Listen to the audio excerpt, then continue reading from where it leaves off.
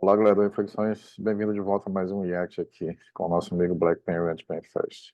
Nessa oportunidade, pessoal, eu escolhi reagir a este short bem aqui, cujo título ele diz que elas são diferentes, tá? Então prestem bem atenção na resolução dele, tá? Eu já adianto que existem muitos elementos teóricos nessa resolução dele e, a propósito, eu vou deixar aqui na descrição um pouco dessa teoria que ele está resolvendo. Então vamos lá.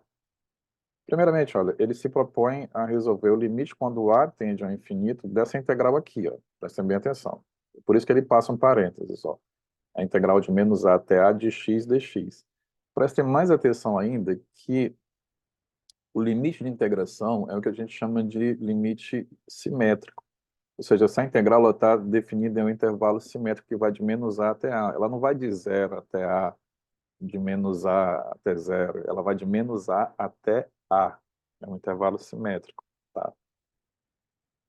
Então ele vai repetir, ele vai ficar repetindo o limite até chegar num certo ponto e aplicar. Ó, calculou a primitiva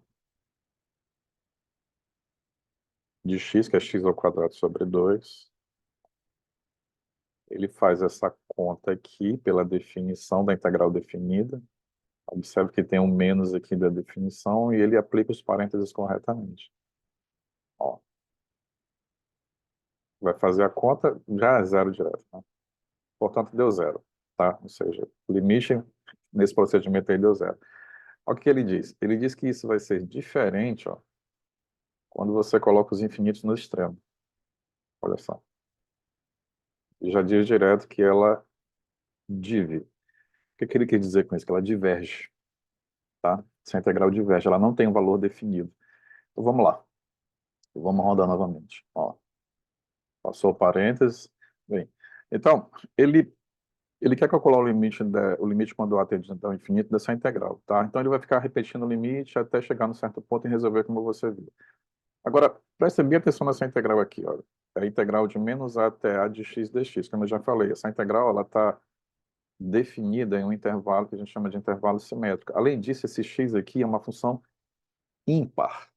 Se você percebeu isso aí, eu já dou um legalzinho para você, parabenizo você, porque existe um resultado do cálculo integral que diz o seguinte: se o integrando for uma função ímpar e ela estiver definida no intervalo simétrico, como é o caso aqui, o valor dessa integral é zero, tá? O valor dessa integral é zero. Então, é uma coisa que a gente já poderia estar desconfiando, ou seja, x é uma função ímpar. A integral está definida no intervalo simétrico de menos a até a. Então, quando ele calcular a primitiva aqui, a primitiva é uma função par, porque ele vai acrescentar potências aqui, ó. Vamos lá. Ele repete o limite, ó. Aí ele calcula a primitiva, que é x ao quadrado sobre 2. Né? Para você que está fazendo cálculo integral, a primitiva de x, você soma 1 a essa potência, a esse expoente 1 que já existe aqui, e o resultado de 1 mais 1 você coloca embaixo, tá? E ele aplica corretamente a definição da integral definida, né? Ó. Aí ele continua repetindo o limite, ó. Aí ele vai calcular meio de x ao quadrado, substituindo x por a, passa um parênteses. Esse menos aqui é da fórmula da integração, né, da integral definida. Aí coloca meio de menos a, sempre usando corretamente os parênteses, ó. Fecha. Aí o limite quando a tende ao infinito, ele já põe direto que é zero, né? Porque você vai ter a ao quadrado, esse menos aqui eu ressalto que é da fórmula, e menos a ao quadrado vai ficar a ao quadrado. Portanto, você tem uma expressão menos o simétrico dela que dá zero. Portanto, esse limite é zero. Ó, já põe direto, tá? Então, olha só, o que está acontecendo aqui? Ele se propôs, como eu disse, ele se propôs a resolver o limite dessa integral. Essa integral aqui de menos a até a, ela poderia, em tese, ser uma função que depende de a. Mas como x é uma função ímpar, aí a gente tem esse resultado do cálculo diferencial integral. A primitiva vai ser uma função par, e quando você fizer todos esses cálculos aqui, o limite, perdão, a integral é zero. Então, independente do limite que você põe aqui, como essa integral é zero pela teoria, né, de que, mais uma vez, se eu tenho uma integral no intervalo simétrico e a função for ímpar, o integrando for ímpar, essa integral é zero. E, portanto, o limite é o limite de uma constante. né? Independente de para onde o A vai aqui, é zero.